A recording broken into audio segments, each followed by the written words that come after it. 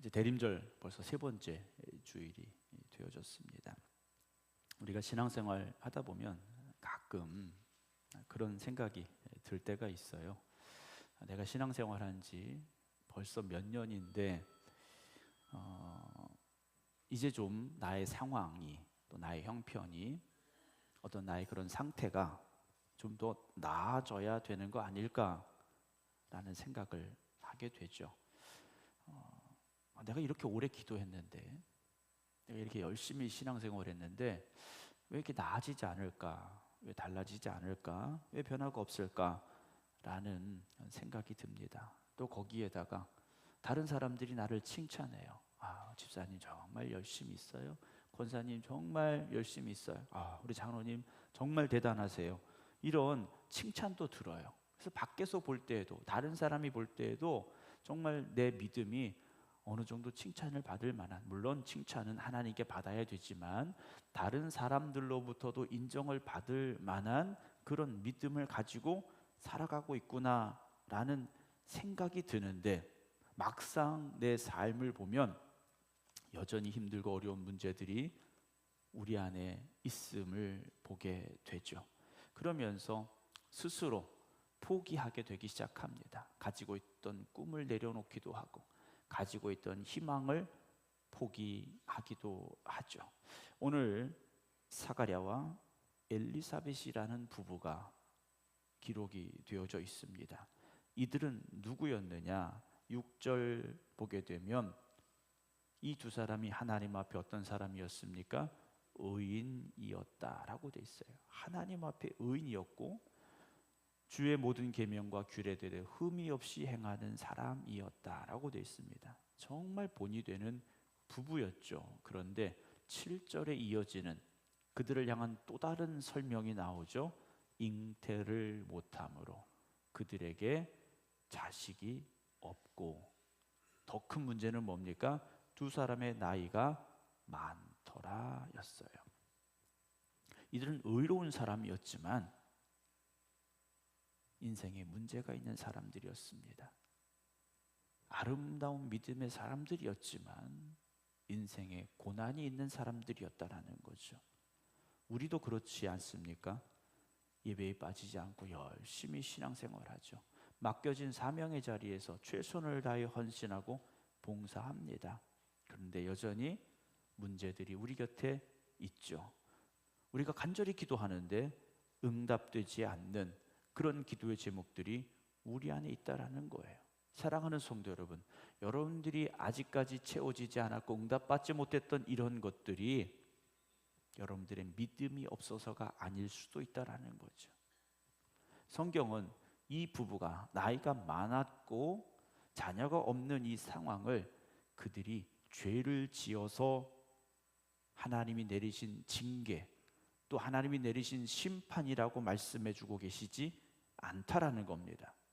하나님은 때때로 의로운 사람들에게도 이해되지 않고 설명할 수 없는 부족함을 주실 때가 있습니다. 그런 문제를 안겨 주실 때가 있어요. 그러나 그 시간을 통하여 그 사람을 굳건한 믿음의 사람으로 만들어 가신다라는 거죠. 하나님은요, 우리를 위하여 오늘도 일하고 계십니다. 단지 우리 눈에 아직 보여지지 않고 있다라는 거죠. 우리의 연약함을요, 믿음의 기다림을 가지고 인내한다면 하나님은 우리에게 준비된 것을 반드시 허락하실 때가 있음을 믿으시기 바랍니다. 그때 우리의 고백이 바뀌는 거죠. 원망과 불평에서 감사와 간증으로 바뀌게 됩니다. 오늘 5절 보게 되면 유대왕 헤롯 때라고 되어 있어요. 유대왕 헤롯 때 아비야 반열에 제장 한 사람이 있으니 이름은 사가랴요 그의 아내는 아론의 자손이니 이름은 엘리사벳이라 그랬습니다. 유대왕 헤롯 때라는 이 짧은 문장은 그 당시의 상황을 아주 분명하게 우리에게 알려주고 있는 겁니다. 정치적으로도 그리고 영적으로도 어두워졌던 시기입니다. 로마는 이스라엘을 지배하고 있던 시대입니다. 이스라엘 백성들은 식민지가 되어서 압제당하고 있던 시절이에요. 거기에 왕이라는 헤롯은 백성들을 자비롭게 다스린 것이 아니라 폭군이었고요. 구약의 마지막 선지자 말라기 이후에 400여 년 동안 하나님이 침묵하셨던 것처럼 오늘 그 시대 역시 말씀과 약속은 있었지만 달라지는 것은 아무것도 없었던 어두움의 시기였다라는 거죠. 성전에서 기도는 계속되었습니다. 그러나 하나님의 응답은 들리지 않고 있었다라는 거죠.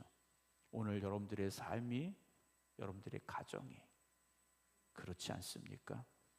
TV를 틀면 희망적인 이야기보다는 우리를 불안하게 하는 이야기들이 훨씬 더 많습니다. 우리의 기도의 제목은 점점 더 쌓여져 가는데 응답은 늦어지고 있다라는 거죠.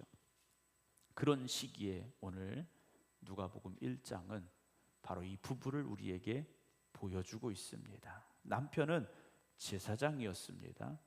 아내 역시 아론의 자손으로서 제사장 가문의 딸이었어요. 영적인 배경으로 본다면 아주 좋은 집안이었습니다. 그리고 좋은 신앙을 가진 부부였다라는 거죠. 여러분, 우리의 삶이, 우리의 시대가, 우리의 상황이 아무리 어둡고 힘들다 할지라도 하나님께서는요, 그곳에 누군가를 준비시키고 계시다라는 것이죠. 오늘 여러분들의 삶이 힘들고 어렵다고 생각하십니까? 오늘 여러분들이 사가랴일 수도 엘리사벳일 수도 있다라는 것을요, 오늘 이 말씀을 통해서 깨닫게 되는 은혜가 있기를 주님의 이름으로 축원합니다. 아까 말씀드렸습니다만 6절에 보게 되면 이들은 하나님 앞에 의인이었고 흠이 없는 사람이었어요. 의인이었다라는 것은요, 어떤 말이냐? 완전히 흠이 없다, 완전 무결했다, 이런 뜻이 아니에요. 의인이라는 것은요, 하나님의 말씀 안에서 그 신실함을 지켜가는 사람들이었다라는 거죠. 오늘 저와 여러분들이 하나님 앞에 의인이냐?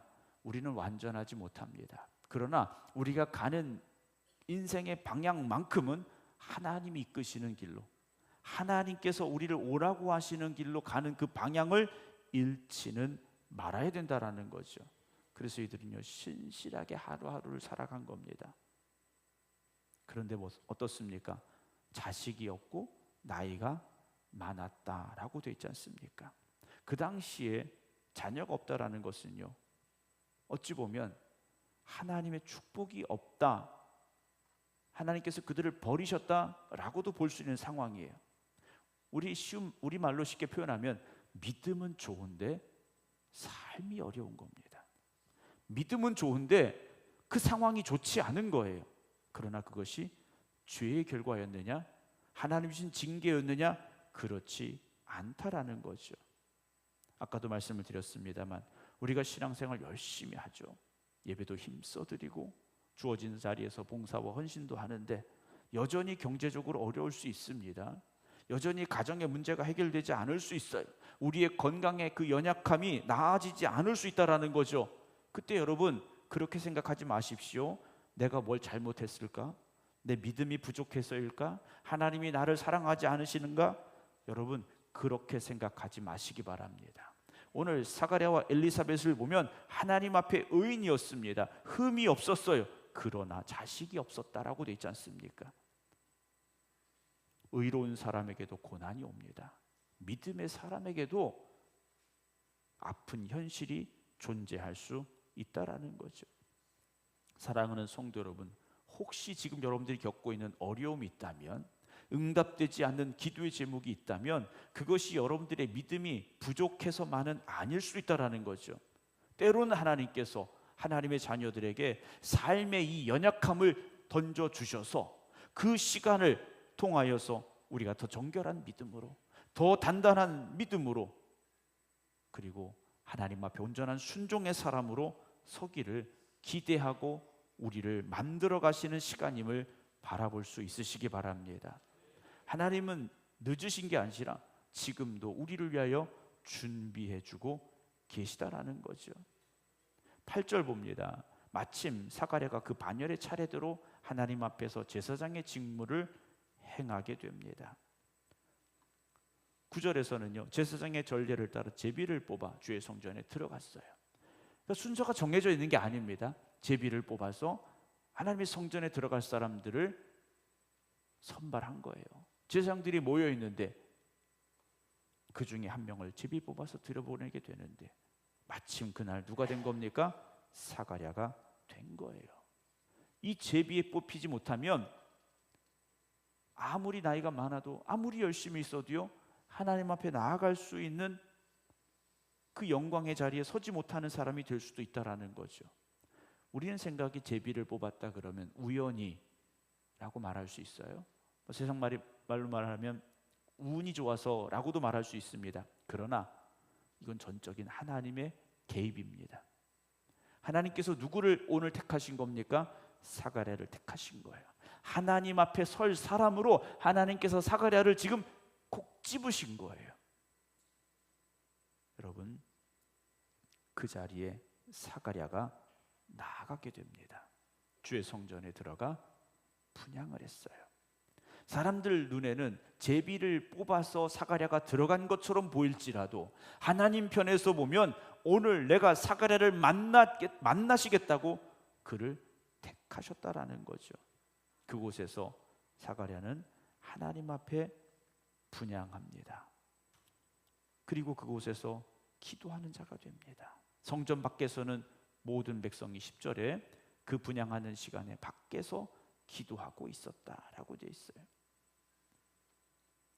사랑하는 성도 여러분, 기도하는 자리에 하나님의 응답이 있습니다. 예배하는 자리에 하나님의 임재하심이 있습니다.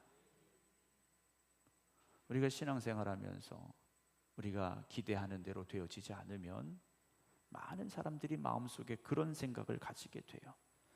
야, 이렇게 신앙생활 열심히 해도 달라지는 게 없구나 하면서 한 발짝 세상을 향해 나아가기 시작합니다. 한 발자국은 교회, 한 발짝은 세상에. 사랑하는 성도 여러분, 여러분들의 믿음의 자리를 끝까지 지켜가시기 바랍니다. 아직 응답이 되어지지 않아도, 아직 여러분들 곁에 어려움이 있어도 눈물로 기도하던 그 새벽의 기도의 자리를 지키시기 바랍니다. 내가 땀 흘려 수고할 때 아무도 알아주지 않았고 인정해주지 않았을지라도 봉사와 헌신의 자리를 지켜가시기 바랍니다. 세상 일로 분주하고 때로는 포기하고 싶었지만 끝까지 지켜왔던 예배자의 자리를 지켜가시기 바랍니다.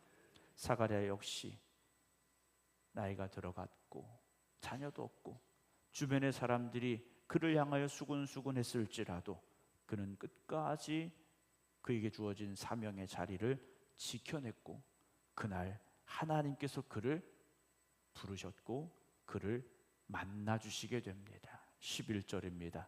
주의 사자가 그에게 나타나 향단 우편에 선지라 그랬어요. 사가랴는 자기에게 주어진 직무를 묵묵히 감당하고 있을 때 하나님이 그를 만나주시게 됩니다. 사랑하는 성도 여러분, 믿음의 자리를 지켜내셔야 됩니다. 기도의 자리를 지켜내셔야 됩니다. 예배자의 자리를 지켜내셔야 됩니다. 13절 보면요, 천사가 사가랴에게 이렇게 말을 해요. 사가랴여, 무서워하지 말라. 너의 간구함이 들린지라 라고 말씀하십니다. 간구함이 들렸다라고 되어 있는데 이 말씀은 지금 내가 들었다라는 의미가 아니에요. 원문을 보면 이미 듣고 계셨다라는 의미입니다. 사가랴가 이 기도를 오늘 처음 한 게 아니라는 거죠. 하나님 앞에 계속해서 기도했던 기도의 제목이라는 겁니다. 하나님 우리에게도 아들을 주세요. 하나님 우리에게도 아들을 주세요. 그 기도가 언제적부터 시작이 됐겠습니까? 정확히 알 수는 없지만 오래되었을 거라는 거죠. 10년, 20년 된 기도였을 거라는 겁니다. 그런데 지금까지 응답이 없었어요. 하나님이요, 못 들으신 게 아니라는 거죠. 이미 듣고 계셨더라는 겁니다. 오래전부터 하나님 앞에 드렸던 기도가 이제는요 하나님의 때가 되었으므로 사가랴에게 그 응답이 임하게 되었다라는 거죠. 여러분, 올해도 여러분들의 기도의 제목을 적어서 기도의 나무에 달아달라 이렇게 부탁을 드렸어요. 목사님, 제가 벌써 3번째 붙였는데 제 기도만 안 들어주셔서 이번엔 안 달겠습니다. 네, 결심하신 분들이 계신 것 같아요. 제가 봐도 응답이 안 된 분들이 있어요. 네. 오랜 시간 눈물로 기도했지만 아직 응답이 없다 생각하시는 분들 계십니까? 세월이 지나가면서 하나하나 기도의 제목에서 지워가고 계신 분들이 계십니까? 이 기도는 안 들어주시는 기도, 이 기도는 절대 응답하시지 않을 기도 하나하나 줄여가고 계십니까? 그리고 언젠가부터는 아예 그런 기도는 우리의 입 밖으로 고백하지도 않고 계십니까? 여러분, 그렇게 지워버렸고 정리해버렸던 기도의 제목이라고 생각하십니까? 그런데 오늘 하나님은 사가랴에게 말씀하셨어요. 네 간구함이 들린지라 내가 다 듣고 있었다라고 말씀을 하셔요. 사가랴야, 너는 잊었을지 모르지만 나는 잊고 있지 않다라고 말씀을 하셔요. 여러분, 여러분들의 기도가 그렇게 하나님 앞에 들려진 기도, 하나님 앞에 기억되는 기도임을 믿으시기 바랍니다. 13절 마지막에 네 아내 엘리사벳이 네게 아들을 낳아주리 이름을 요한이라 하라 그러셨어요. 엘리사벳의 태중에 잉태될 아기 요한은요, 단지 아이를 낳지 못해서 나이가 들어가서 절망하고 있던 노 부부에게 주는 하나님의 위로로 끝나는 것이 아니었다라는 거죠. 이 요한은 어떤 요한이 됩니까? 세례 요한이 됩니다. 주님의 오심을 준비하는 아주 중요한 역할을 맡는 사람이 되게 된다라는 것이죠. 사랑하는 성도 여러분, 하나님이 주시는 응답이요, 당장 나에게 주어지지 않는다고 해서 여러분 절망하지 마시기 바랍니다.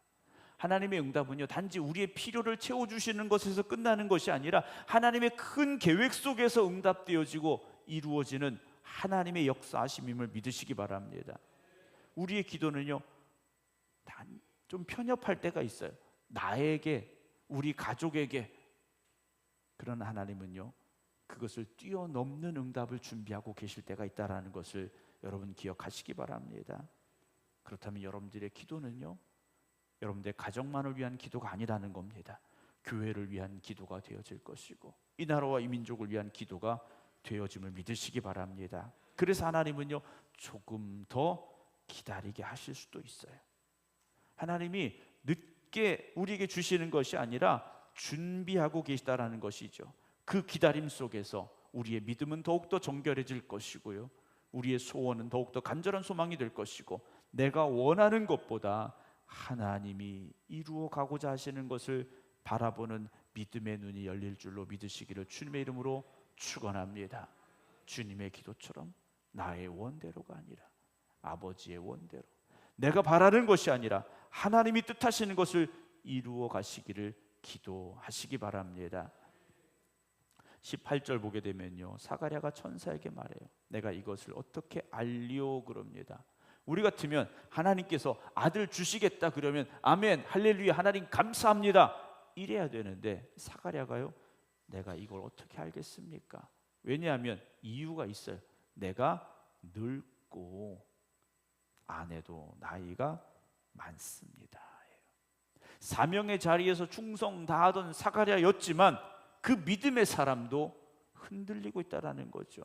제사장이었습니다. 의로운 사람이었어요. 흠이 없는 사람이었습니다. 평생을 성전에서 하나님을 섬겨온 사람인데 하나님께서 아들 주시겠다 하셨는데 그의 대답, 우리 나이가 너무 많은데요, 이것이었어요. 아마도 10년 전이었다면 아멘 했을지 모르지만 지금의 현실로서는 불가능해 보였다라는 겁니다. 너무 오래 기다리다 보니 현실적인 계산이 먼저가 되고 말았다라는 거죠. 여러분, 우리의 믿음이 좋았을 때가 언제였을까요? 우리의 믿음이 좋았을 때가 언제였을까요? 지금이 제일 좋다고 하셔야 될 텐데. 네.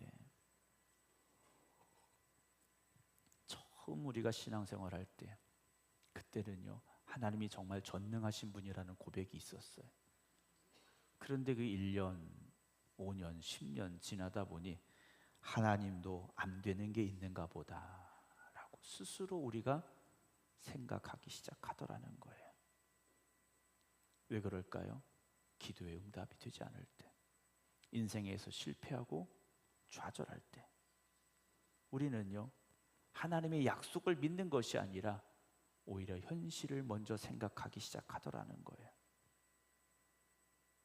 사랑하는 성도 여러분, 하나님은요 어제나 오늘이나 동일하신 분입니다. 우리의 믿음은 어제와 오늘이 달라져서는 안 됩니다. 19절에 천사가 이렇게 말합니다. 나는 하나님 앞에 서 있는 가브리엘인데 이 좋은 소식을 전하라고, 너한테 말하라고 하나님이 나를 보내신 거야 라고 말하죠. 그러면서 20절에 보라, 이 일이 되는 날까지 네가 말 못하는 자가 되어 능히 말하지 못할 것이다. 사가랴의 입을 닫아버리십니다. 하나님께서 그에게 침묵하라고 명령하셨어요. 더 이상 인간적인 생각을 가지고 말하지 말라는 겁니다. 자기 말을 하지 말라는 거예요. 말을 하지 말라 하신 것은요, 바꿔서 생각해 보면 하나님이 주신 말씀만 붙잡으라는 하나님의 명령일 것입니다. 그 말씀을 계속해서 그는 생각하고 되새기고 묵상할 수밖에는 없었을 겁니다. 하나님께서는요 사가랴를 침묵하게 하셨어요. 혹시 우리에게 주어진 침묵의 시간이 있습니까? 어둠의 시간이라고 생각하십니까? 여러분, 하나님이 우리를 버리신 시간이 아니에요. 오히려 우리 입을 닫게 하시고 하나님이 살아계시고 역사하심을 기다리게 하시는 영적인 침묵의 시간이 되어질 줄로 믿으시기 바랍니다. 그래서 믿음의 사람들은요 말이 많을 필요가 없습니다. 말이 많을 필요가 없어요. 오직 하나님을 바라보는 믿음만 가지시기 바랍니다. 하나님의 약속은 신실하죠. 그 약속은 분명히 이루어질 것입니다. 사가랴는 그 침묵의 시간 동안 하나님이 주시겠다고 하신 그 요한을 생각하며 기다리고 기도했겠죠. 그래서 마지막에 그는 그렇게 고백을 할 수밖에 없는 거예요. 하나님을 찬송하는 사람이 됩니다. 오늘 본문에 제가 PPT에 올리진 않았습니다만 66절에 보게 되면요, 그 입이 곧 열리고 혀가 풀리며 말을 하여 하나님을 찬송했다라고 되어 있어요. 하나님이 약속하신 그대로 이루어졌습니다 라고 그는 찬송하는 사람이 됐다라는 거죠. 여러분, 우리가 말을 많이 하다 보면 하지 말아야 될 말들도 하게 되고 하나님의 뜻에 합당하지 않은 내 생각의 말들을 하기가 쉽습니다. 여러분, 우리가 인간적인 생각이 아니라 말씀을 붙잡고 믿음의 고백을 할 수 있는 저와 여러분 되기를 주님의 이름으로 축원합니다. 23절 보면 그 직무의 날이 다 되매 집으로 갔다 그랬어요. 말도 못하게 된 이 제사장이 주어진 직무를 마치는 날까지 성전에 머물러 있었다라는 거죠. 입이 막혔는데 말을 할 수 없는데 끝까지 그는 자기 자리를 지켜갑니다. 때로는 우리가 그럴 수 있어요. 상황이 더 안 좋아지고 형편이 어려워질 수 있죠. 그래서 우리는요 믿음의 자리에서 멀어지려고 할 때가 있습니다. 지금 내가 예배할 때야? 내가 지금 기도할 때야? 라고 생각할 때가 있어요. 그렇지 않습니다. 여러분, 끝까지 주어진 사명의 자리를 지키셔야 됩니다. 사실 사가랴는요 하나님 아들 주세요 기도하러 성전에 간 거 아니지 않습니까? 하나님이 어떤 응답을 간구하며 성전에 간 게 아니에요. 자기에게 주어진 일을 하러 간 거지 않습니까? 그런데 순종하며 그 일을 감당할 때 그 자리에서 하나님은요 응답해 주셨지 않습니까? 오늘 예배드리 이 자리에 혹시 억지로 나오신 분도 있을 수 있어요. 당연하니까 안 갈 수는 없고, 그래서 오신 분도 있을지 몰라요. 세상에 더 바쁜 일이 있는데 내가 오늘은 어쩔 수 없이 그래도 교회 가야 되는구나 하셨을지도 몰라요. 그러나 억지로 드리는 예배의 자리랄지라도 그 자리가 예배의 자리라면, 그 자리가 봉사의 자리라면, 그 자리가 기도의 자리라면 하나님께서는요 그 자리에서 우리에게 응답 주실 줄로 믿으시기 바랍니다. 이 가정에 아들을 주시는데 24절 보면요, 그 이후에 그의 아내 엘리사벳이 잉태하고 5달 동안 숨어 있으며 말해요. 주께서 나를 돌보시는 날에 사람들 앞에서 내 부끄러움을 없게 하시려고 이렇게 행하심이라 하더라 라고 돼 있어요. 주께서 나를 돌보시는 날, 내 부끄러움을 없애시려고. 이 여인의 고백입니다. 우리가 어떤 아픔이 있고 상처가 있고 문제가 있을 때 나를 바라보는 사람들이요, 나를 보며 수근거리는 것 같을 수 있어요. 그게 내 마음의 상처가 되고 하나님이 나를 버리신 것 같은 그런 마음이 들 수 있습니다. 그러나 하나님은요 여러분들을 잊지 않으셨습니다. 버리지 않으셨습니다. 여전히 함께하고 계십니다. 엘리사벳이 고백하는 거예요. 사람들이 내가 부끄러움을 느낄 정도로 나를 쳐다봤는데, 나에 대해서 수근거렸는데 하나님께서 오늘 그것을 다 갚아주시고 회복시켜 주신다라는 것이죠. 단지 아들을 낳은 기쁨이 아니라 하나님이 나를 잊지 아니하셨다라는 그 고백이 이 여인의 고백이 되지 않았겠습니까? 사랑하는 성도 여러분, 하나님은 지금도 기억하고 계십니다. 지금도 준비하고 계십니다. 하나님은 여러분들을 위하여 가장 좋은 것으로 허락하실 그 놀라운 은혜를 예비하고 계심을 믿으시기 바랍니다. 오늘 누구나 다 약점이 있고 연약함이 있고 문제가 있고 아픔이 있습니다. 슬픔이 있고 고통이 있습니다. 그러나 그것이 여러분들을 주저앉게 만드는 이유가 되지 않기를 원합니다. 여러분들의 신앙을 후퇴시키는 이유가 되지 않기를 원합니다. 오히려 그 약점을 붙잡고 그 연약함을 붙잡고 하나님 앞에 나아가시기 바랍니다. 하나님은 여러분들을 위하여 일하고 계십니다. 하나님은 여러분들을 위하여 오늘도 준비하고 계십니다. 사가랴와 엘리사벳, 그들은 하나님의 은혜를 입었습니다. 그런데 그 은혜가 어떤 은혜입니까? 주님의 오심을 위하여 준비된 요한을 잉태하는 은혜를 주셨더라는 것이죠. 사랑하는 성도 여러분, 오늘도 우리는 기다림 속에 살아갑니다. 여러분들이 오늘도 기다리고 있는 것은 무엇입니까? 여러분, 그 기다림을 포기하지 마시기 바랍니다. 그 기다림을 절대 포기하지 마시기 바랍니다. 하나님께서 여러분들을 위하여 예비하고 계시고 준비하고 계십니다. 네 간구함이 들린지라 하나님은 이미 들으셨고 이미 예비하고 계십니다.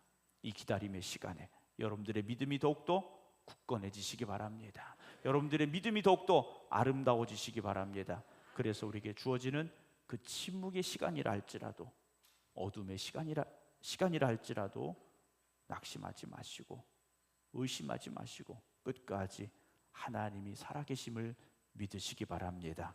그래서 믿음의 자리를 잘 지켜가셔서 하나님께서 찾아오시고 하나님이 응답하시고 하나님이 역사하시는 저와 여러분들이 되어지기를 주님의 이름으로 축원합니다. 기도하겠습니다.